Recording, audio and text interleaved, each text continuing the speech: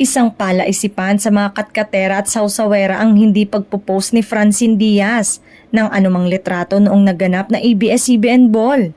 Bagamat pinag-usapan noong ball, hindi kasi maikakaila na sobrang nabash ang aktres sa kanyang pa-outfit, lalo na ang pawig na nasabing glitz and glamour event. Kasama rin ang aktres sa listahan ng Tigbak Authority pagdating sa mga mapanuri sa fashion. Dahil dito, ginawan siya ng issue ng mga netizen.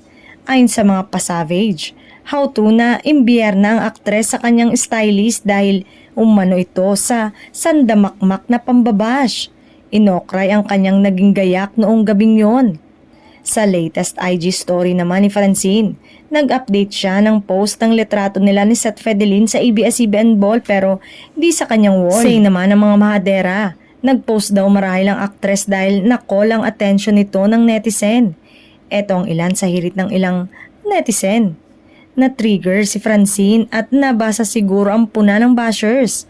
Imbierna siguro dahil sa bashing kaya walang post. Ana umano'y nanghiram na lang siya kay Vice Ganda ng Piluka. Marami pa siyang pagpipilian.